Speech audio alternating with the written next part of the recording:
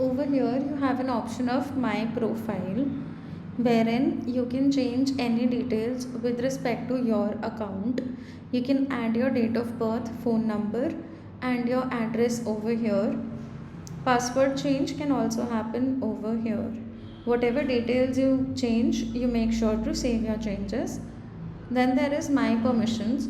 Now this is basically what permissions are enabled on your account. So here you will be able to see what all you can access on the software. Now coming to team management, this is where you add other team members. You go here on this add button, you have three options. One is add new user, there's add new role and there's add new designation. Now first, to add a new user, you'll have to set what role or access they will have on the system. You go to add new role, you put a role name over here, and then you have these access limitations available, which you can checkbox like so and save the changes with this add button, and your role will get saved. To have a list of all the active roles that are there, this is your options, roles and permissions. Any designations that you save will get saved here.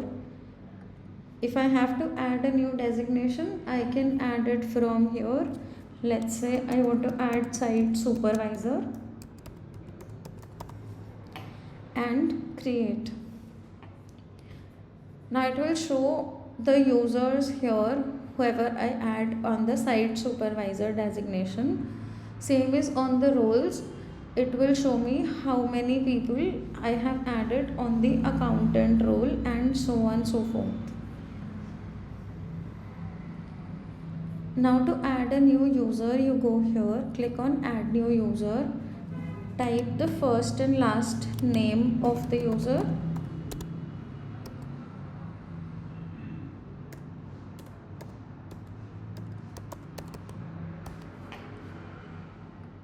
You have an option of selecting from the available designations. You type the designation here and you have an option of creating it. Once you create it, it goes into your drop down and stays there for the rest of the users.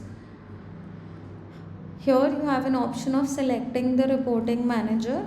If I do not want to select, I can leave it blank. Date of birth is not compulsory. Email ID is a compulsory field. I'll have to add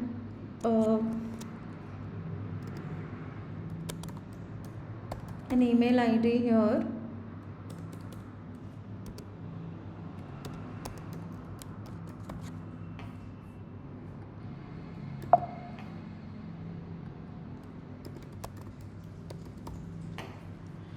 Now employment details are all optional details.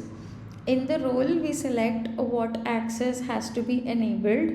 For example, if this is a project lead, this is a role that is there by default in which this access is allowed. If you create a custom role, it will show here in user created roles. The standard roles that are there is accountant, admin, project lead and site manager. Once you have all these details filled, you click on save.